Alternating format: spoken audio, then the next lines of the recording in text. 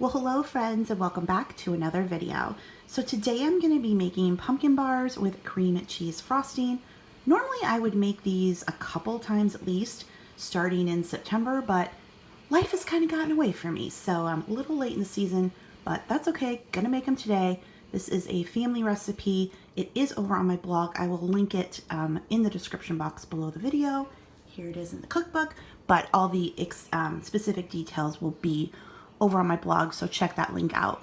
So for this recipe, you use a jelly roll pan, and then for the bars, it's going to be flour, oil, sugar, baking soda, pumpkin, salt, baking powder, and cinnamon, along with 4 eggs. And then the frosting, now the recipe is half of what I do. I double it, so when you go to the recipe, and you see what it is here, 3 ounces of cream cheese. Yeah, I double it because the frosting's the best part. So just note that I make a heck of a lot of frosting. So if you like frosting, you can double it, but that is what is normal. So that being said, let's get started making the bars. I have the oven preheating at 350 degrees, so get this together and get it baking.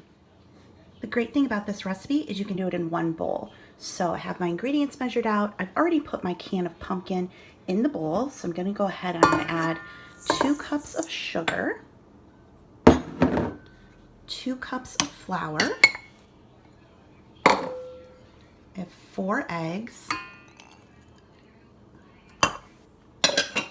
1 cup of oil, don't spill it, and then I have the baking powder, baking soda, salt, and cinnamon in here. I'm going to just dump those in, and then we're just going to mix it up really, really well and pour it into the pan. Let's mix it up.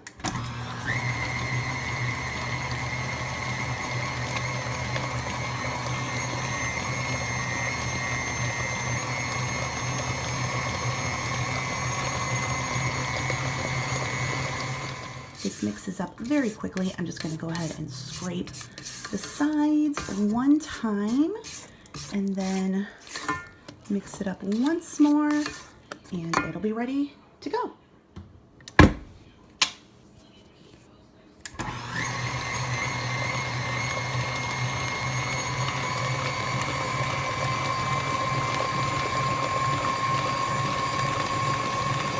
And that's about all it needs.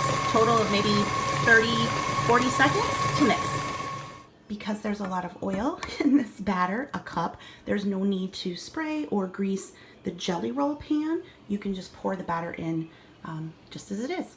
Okay, we'll just spread this out a little bit. Very creamy, it's easy to do. And then once the oven is preheated, we'll go ahead and bake it for 25 minutes is usually good, but definitely check the middle because it has a tendency to be a little doughy in the center if you're not careful. So the oven is preheated 350 degrees. I'm just going to go ahead and pop the bars in and let them bake up for 25 minutes. And again, test in the center to make sure they're done. All right, it's been 25 minutes. I took it out because it looks brown enough, but let's just see. Yep, it's coming out clear. So now I'm gonna let this cool, and while it's cooling, I'm gonna make the frosting. Beginning, I make a double batch of frosting because I love this cream cheese frosting, but it is a lot. So if you're following the original recipe, and I actually need to update that because it should just say half a stick of cream cheese. It says 3, but it'd actually be 4 ounces. So I have a whole stick of cream cheese. I have 1.5 cups of margarine. You can use butter, whatever you have. 1 tablespoon of vanilla, and then that's 6 cups of powdered sugar. So yeah, it's a lot, but I pretty much just make these bars for the frosting. Let's just be honest about that. The first step is to cream together the cream cheese and the butter. I've let it set out for a little while to soften it up, so hopefully that does it. I'm just going to beat it really, really well until it's all blended together.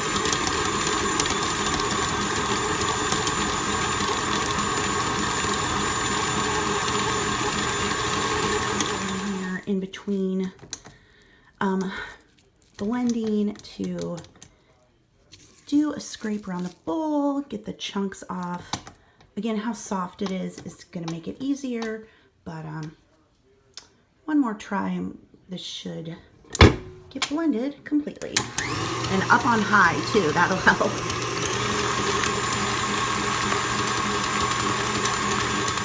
One more scrape around the bowl. You want it really, really fluffy and creamy, so anywhere from 1 minute to 2 minutes total mixing time is kind of ideal to really get it whipped up. Okay, so it is all whipped up. Now I did about 2 minutes total on mine because it was still a little cool, but whatever works as long as it's nice and fluffy. And then you start adding in the powdered sugar and the vanilla. Now again, I have way too much. This is a little ridiculous. I honestly should have faked it and been like, no, I'm just making the regular batch, but whatever. We'll just put in the sugar and blend it up a little bit at a time. Otherwise, we're gonna have a mess. You can put a towel over it, obviously, to make it a little easier, but add in the powdered sugar, a little bit of vanilla at a time, and just whip it up until all of it is combined together. Here's the last of it. Looks so good.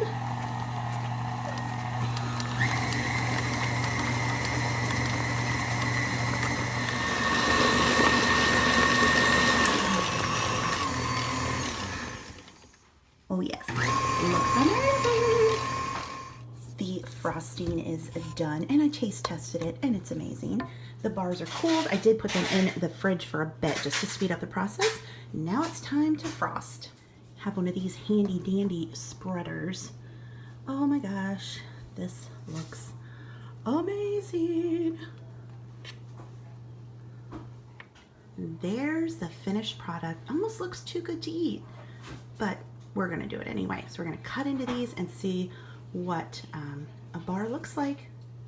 Would you look at that? I made it so cute with a little pumpkin on it. That's adorable. Seriously guys, these are so good. Again, a little bit more frosting than you probably need, but that's up to you. The recipe is linked below the video, so go and check that out. You can print it off right from my blog. And if you like these cooking videos, please be sure to give this one a thumbs up. Lets me know you'd like me to do more of them. Leave me any questions or comments below. And of course, make sure you're subscribed to my channel for more videos like this. So until the next one, thanks so much for watching. Bye.